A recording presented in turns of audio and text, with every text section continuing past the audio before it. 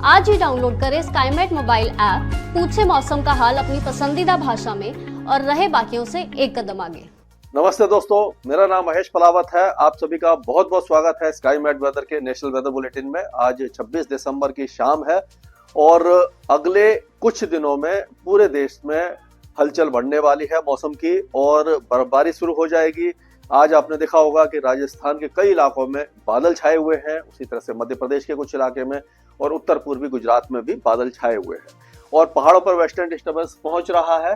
और ये कल तक आप कह सकते हो कि ये साइक्लोनिक सर्कुलेशन जो राजस्थान पे है और ज्यादा मजबूत हो जाएगा। इसी साइक्लोनिक सर्कुलेशन के कारण बादल छाए हुए हैं और एक एंटी साइक्लोन है जो छत्तीसगढ़ और उड़ीसा की तरफ है और यहाँ पर भी अभी लो प्रेशर एरिया है, ये कह सकते हो कि जो आंध्र प्रदेश और तमिलनाडु के आसपास, लेकिन इसका धीरे धीरे ये कमजोर होने वाला है और बांग्लादेश के ऊपर भी एक साइक्लोनिक सर्कुलेशन परसिस्ट कर रहा है।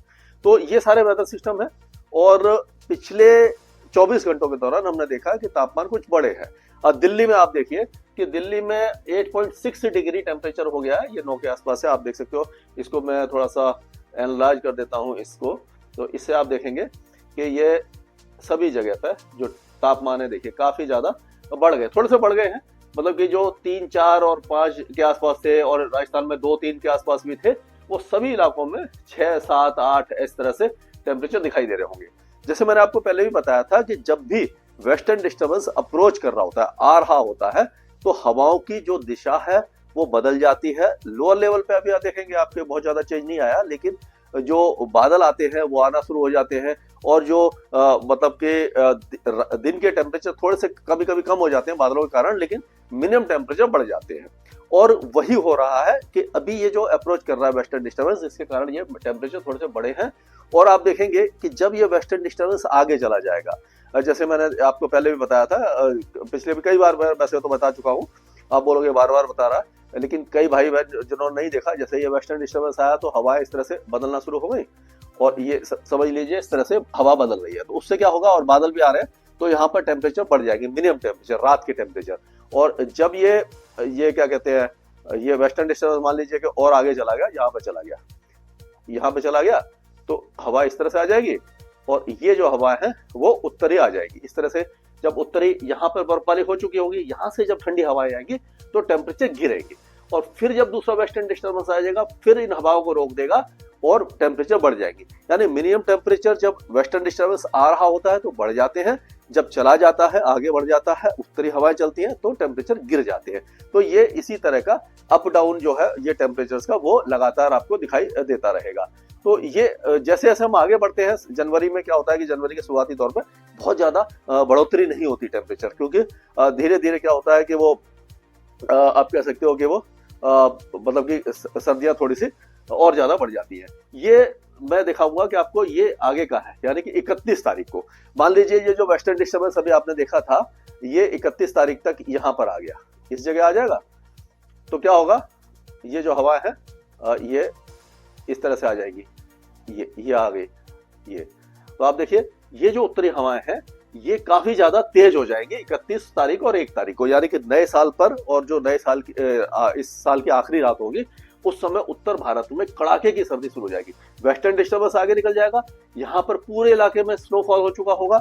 गिलगिट बाल्टिस्तान, उत्तरी जो पाकिस्तान से लेकर के हमारे पूरे भारत के जो पहाड़ी इलाके हैं यहाँ पर, और यहाँ से जब बर्फीली हवाएं आएंगी तो आप देखिए ये पूरा पंजाब, हरियाणा, दिल्ली, उत्तर प्रदेश, बिहार, झारखंड और ये उड़ीसा तक, और यहाँ पर भी आप देखिए राजस्थान पूरा हो गया, मध्य प्रदेश, और यहाँ तक देखिए महाराष्ट्र तक भी और तेलंगाना तक तापमान गिर जाएगी। लेकिन ये तेलंगाना और महाराष्ट्र, विदर्भ में थोड़ा सा 2 दिन बाद गिरेंगे, क्योंकि ये जो हवाएं हैं यहाँ तक पहुंचने में, क्योंकि आपको मालूम है कि काफी ये दूरी है, इसकी मतलब डिस्टेंस काफी ज्यादा है, तो 1 से 1.5 दिन लग जाता है हवा को यहाँ तक पहुंचने में। तो इस तरह से तापमान गिरना शुरू हो जाएंगे। तो हम कह सकते हैं कि जैसे ही ये वेस्टर्न डिस्टर्बेंस निकलेगा बर्फबारी दे करके, तो हैवी स्नोफॉल के बाद, ये काफी दिनों के बाद बहुत अच्छा स्नोफॉल हुआ, 23 तारीख को हुआ था, उसके बाद अब होने वाला है, फिर ये जो होगा कि यहाँ पर वो तापमान बहुत तेजी से गिरेगी। और अगर देखा जाए तो पिछले 24 घंटों की अगर हम बात करें तो आप देखिए कि जो बारिश हुई थी वो इन इलाकों में हुई है। ये देखिए गंगे पश्चिम बंगाल है, उड़ीसा के कुछ इलाकों में ज्यादा हुई है, और पूरा जो तेलंगाना के कुछ इलाके, आंध्र प्रदेश और उत्तरी तमिलनाडु, इन सारे इलाकों में बारिश की गतिविधियां आपने देखी होंगी। काफी अच्छी बारिश इस इलाके में हुई है। तो अब आगे चलते हैं हम देखेंगे अब कि किस तरह का वेदर रहने वाला है। तो आज जैसे बादल छाए हुए हैं, ये पहले हम देख रहे थे कि बादलों का क्या स्थिति है। तो ये है 4 बजे के आसपास का पिक्चर। इसमें आप देखिए पूरा जोधपुर, जैसलमेर के कुछ इलाके, बाड़मेर, ये सारे इलाकों में, ये राजस्थान में बादल छाए हुए हैं, पश्चिमी उत्तर मध्य प्रदेश में भी बादल छाए हुए हैं। लेकिन अभी ये बरसे नहीं है, रात में इससे बारिश हो सकती है। जब और ठंडक बढ़ेगी तो ये इनमें जो नमी है वो और ज्यादा कंडेंस होगी और बारिश के रूप में गिर सकती है। तो इस इलाके में बारिश की संभावना नजर आ रही है। दक्षिण भारत में भी बारिश की संभावना है, पहाड़ों पर वेस्टर्न डिस्टर्बेंस पहुंच रहा है। तो ये आज का है कि ये देखिए आप इन इलाकों में, जैसे कि अलवर है, दौसा है, करौली, जयपुर, अजमेर और चूरू वगैरह, बीकानेर के कुछ इलाके, इन सारे इलाकों में बारिश की संभावना हमें नजर आ रही है। और ये इसी तरह से और आगे चलेंगे तो 27 तारीख को कल जो बारिश की गतिविधियां हैं, वो जो साइक्लोनिक सर्कुलेशन बना हुआ था, यहाँ पे साइक्लोनिक सर्कुलेशन बना, ट्रफ बनी है, तो पहाड़ों पर स्नोफॉल शुरू हो जाएगा। ये गिलगिट बाल्टिस्तान, मुजफ्फराबाद, लद्दाख में चांसेस कम है, लेकिन हिमाचल और उत्तराखंड में और जम्मू कश्मीर के कुछ इलाकों में स्नोफॉल हो जाएगा। और आप देखेंगे उत्तर प्रदेश के कई इलाकों के साथ साथ पंजाब के कुछ इलाकों में, हरियाणा और दिल्ली के सभी इलाकों के साथ साथ ये आप देखोगे हाथरस, आगरा, अलीगढ़, मथुरा, आगरा, यहाँ पर भारी बारिश है या तेज बारिश है। और दिल्ली के दक्षिण में भी कई इलाकों में, जैसे कि फरीदाबाद वगैरह, नू, पलवल, गुरुग्राम, यहाँ से लेकर के दौसा, करौली, अरवल, झुंझुनू, चूरू, बीकानेर और जोधपुर के कुछ इलाके, अजमेर और सवाई माधोपुर, ये सारे इलाकों में बारिश की गतिविधियां काफी अच्छी आपको दिखाई दे जाएगी।